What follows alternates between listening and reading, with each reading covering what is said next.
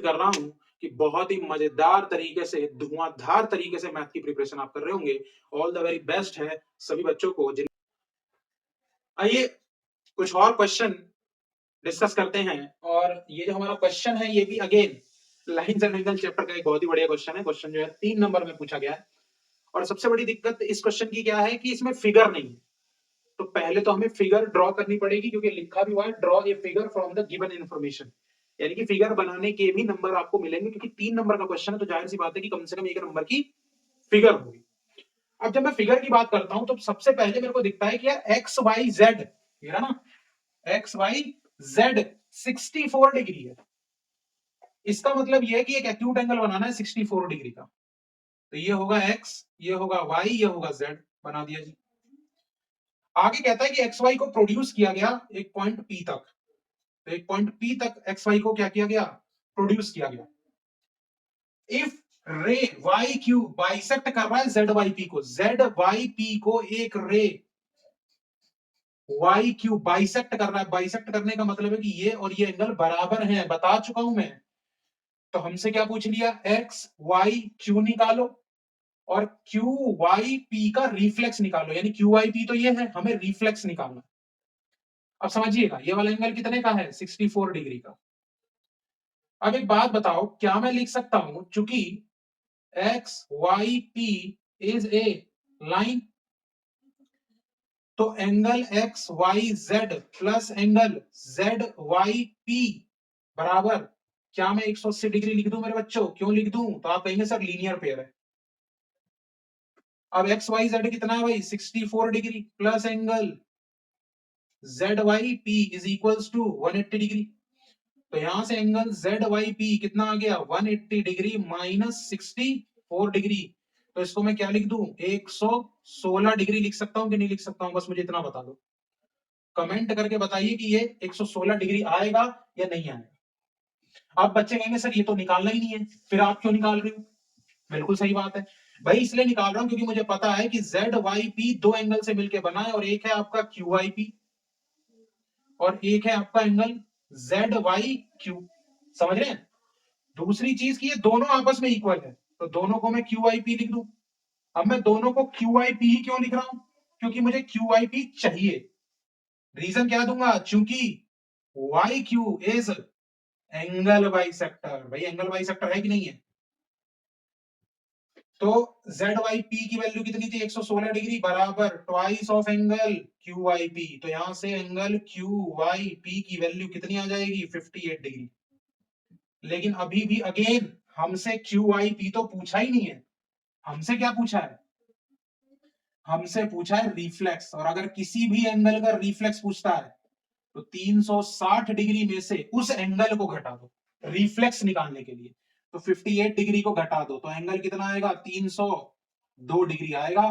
तो पहली चीज जो निकल गई रिफ्लेक्स क्यू आई पी, वो है 302 डिग्री। हमसे क्या पूछा है, एक्स वाई क्यू। भाई कहां X Y Q, X Y Q, तो एक्स वाई क्यू तो और इजी है, बराबर angle X Y Z plus angle Z Y Q.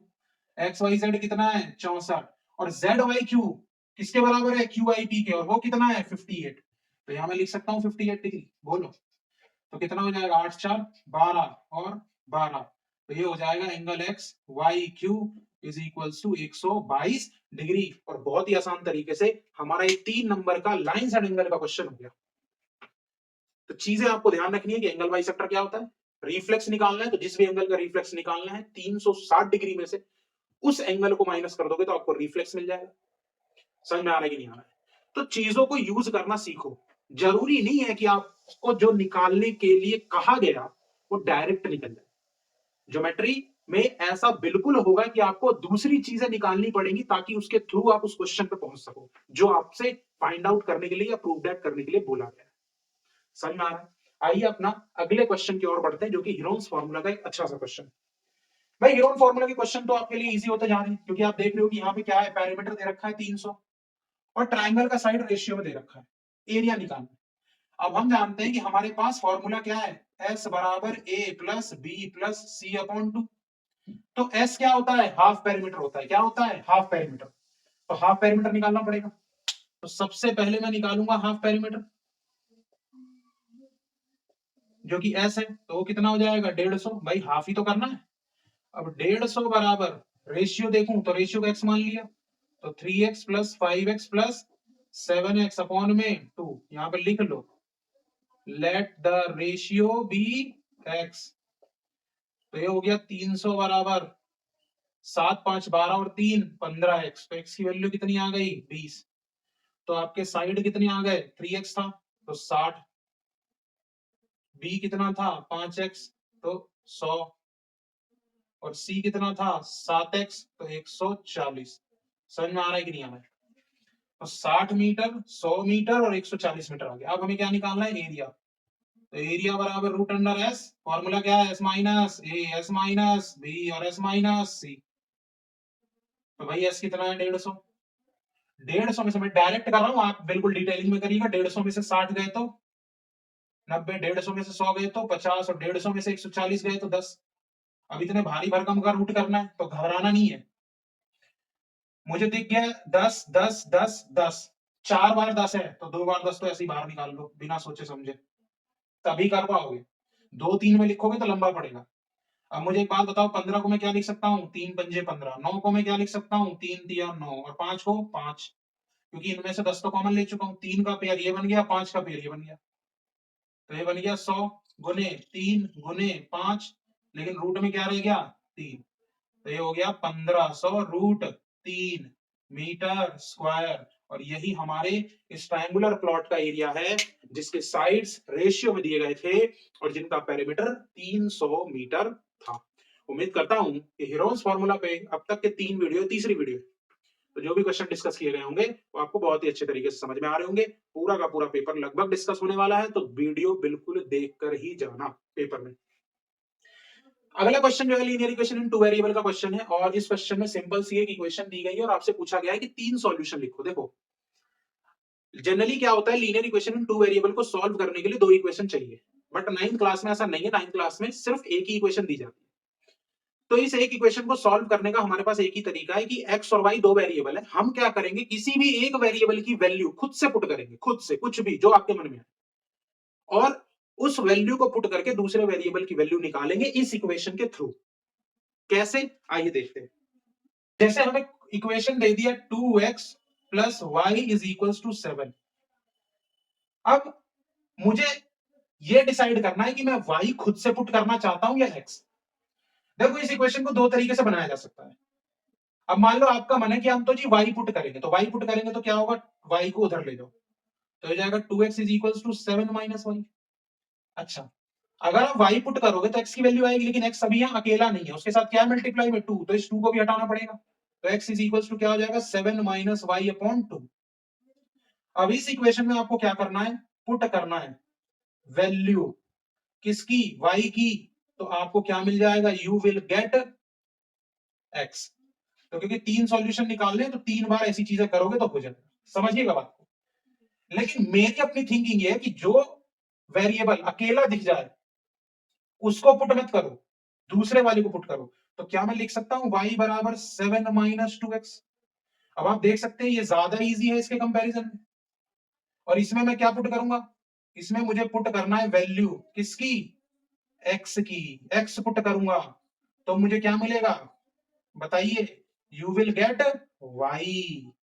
अब आओ देखते हैं, 3 सॉल्यूशन निकालने हैं। क्या निकालने हैं, 3 सॉल्यूशन किसके, x और y के, 1 2 और 3। अब सबसे पहले 2 सॉल्यूशन जो मैं अपनी तरफ से रखता हूं, एक बार x को 0 करूंगा और एक बार y को। समझ में आ रहा है कि नहीं आ रहा, काम बहुत आसान हो जाएगा। मान लो एक बार x को 0 रखा तो put x is equal to 0, तो y की वैल्यू क्या हो गई 7 माइनस 2 मल्टीप्लाई 0। तो y की वैल्यू कितनी आ गई मेरे बच्चों 7, यानी ये 7 आ गई। अब मान लो आपको y 0 लाना है, क्या लाना है y 0, तो x की ऐसी क्या वैल्यू रखूं कि y 0 आ जाए। तो वैल्यू फ्रैक्शन में भी आ सकती है, समझ में आ रहा है कि नहीं आ रहा है। मान लो अगर मैं कह दूं कि put x is equal to 7 upon 2, तो y बराबर क्या हो जाएगा 7 माइनस 2 मल्टीप्लाई 7 अपॉन 2। 2 से 2 गया तो y की वैल्यू कितनी आ गई 0। तो अगर मैंने x रखा 7/2 तो y की वैल्यू कितनी आ गई 0।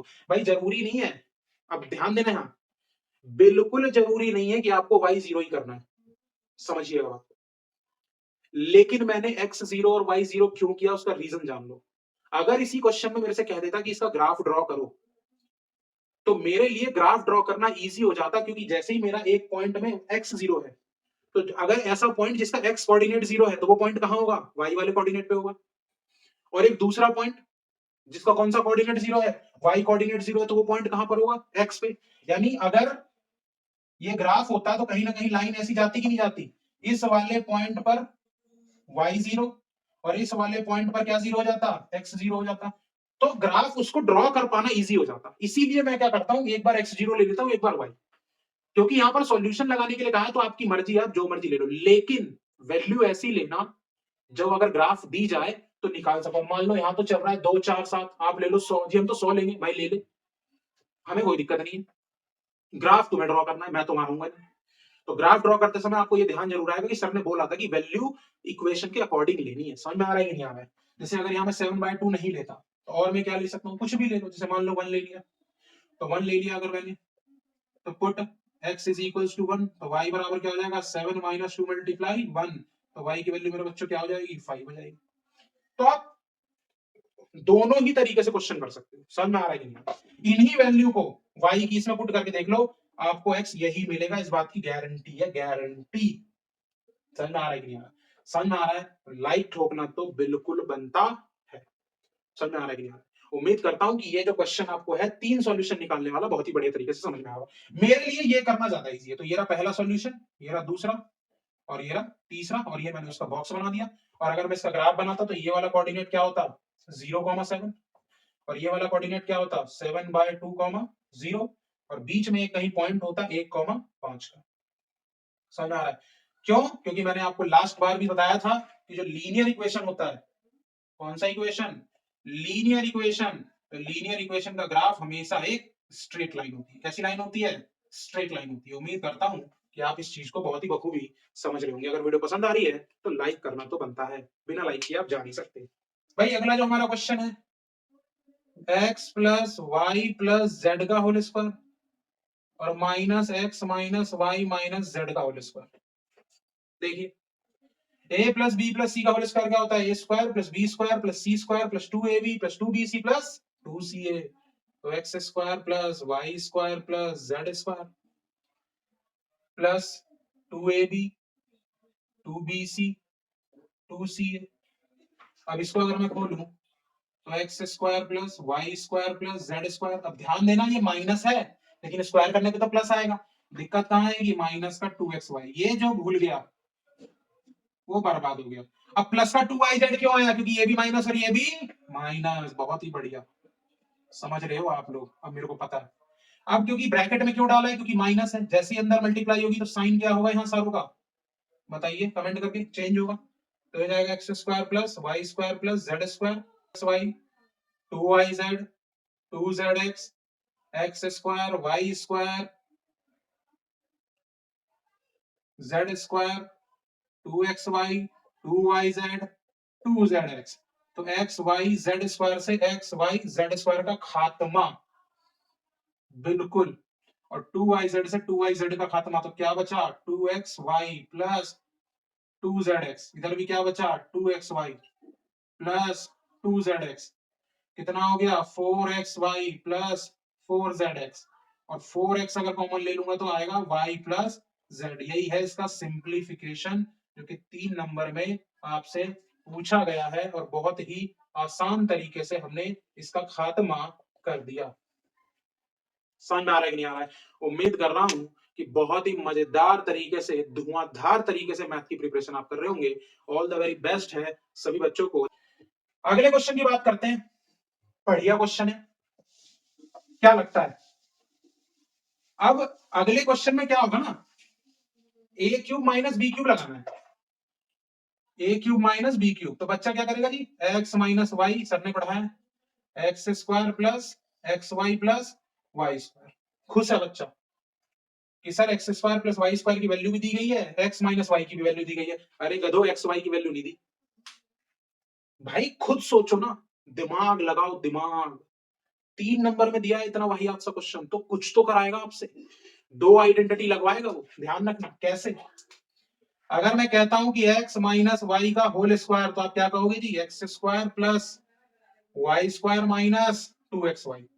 अब x माइनस वाई की वैल्यू कितनी थी? 3 का square. X square plus Y square की वैल्यू कितनी थी? 49 माइनस 2xy।